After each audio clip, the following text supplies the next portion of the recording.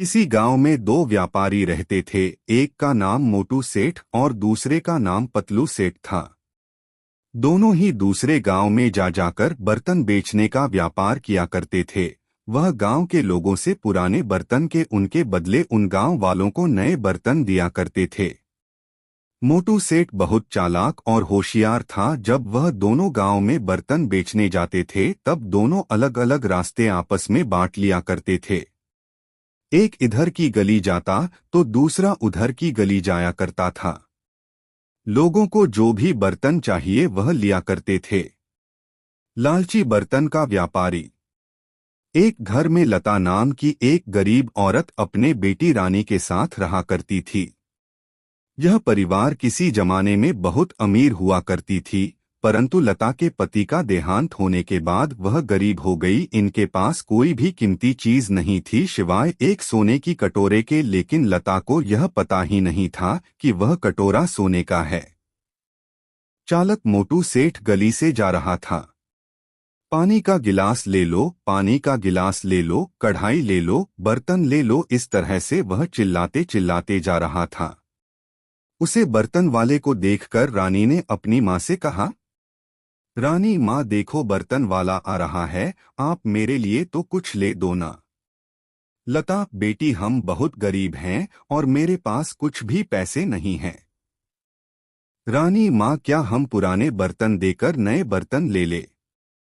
फिर लता ने उस मोटू सेठ को अपने पास बुलाया और मोटू सेठ से पूछा, लता, क्या यह तुम पुराने बर्तन ले सकते हो और मेरी बेटी को जो बर्तन चाहिए वह दे सकते हो? फिर मोटू सेठ अपनी गाड़ी रोकी और उस कटोरे को अपने हाथ में लेकर निरीक्षण किया और उसे अपने उंगलियों से घिसने लगा। कुछ देर तक घिसने के बाद उसे पता चला कि वह सोने का कटोरा है।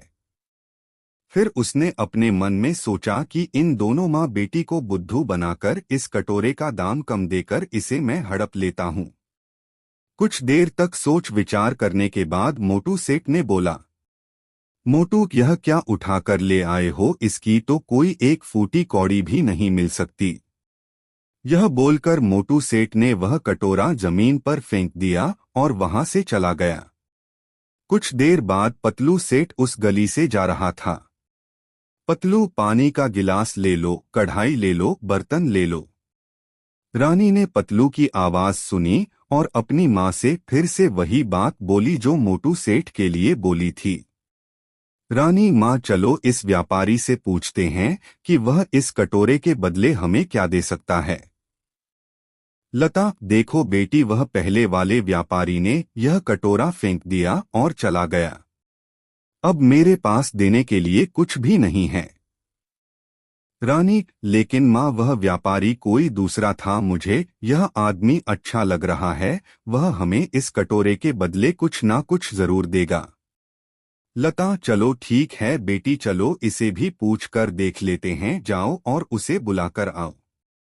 फिर रानी दौड़कर उस पतलू सेठ के पास गई और पतलू सेठ को अपने दरवाजे पर लेकर आई। फिर लता ने पतलू सेठ को वहां कटोरा दिया।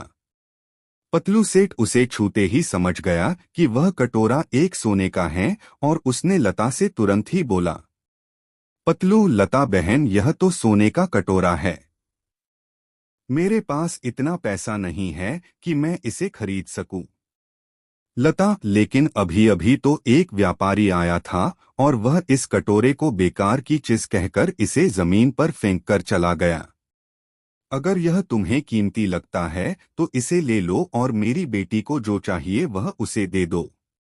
परंतु पतलू सेठ के पास इतने पैसे नहीं थे, लेकिन वहां बहुत अच्छा था, इसलिए उसने अपने गाड़ी और गाड़ी में रखे सारे बर्तन और पैसे थे उसे लता को देखकर कहा, पतलू, देखिए बहन जी, मेरे पास इतने पैसे नहीं हैं कि मैं इस सोने की बर्तन को खरीद सकूं, इसलिए मैंने अपने सारे बर्तन और अपने सारे पैसे आपको दे दिए हैं और मेरे पास अपने घर जाने के लिए पैसे भी नहीं हैं। तो क्या आप मुझे 10 रुपए दे सकते हैं ताकि मैं अपने घर जा सकूं? आखिर लता ने पतलू सेठ को 10 रुपए दिए और पतलू सेठ वहां से चला गया। पतलू सेठ के जाते ही फिर वह चालक मोटू से आया और आते ही उसने लता से बोल, मोटू चलो दे दो बहन जी आपका यह बेकार सा कटोरा। इसके बदले कुछ ना कुछ दे देता हूं मैं तुम्हारी बेटी को।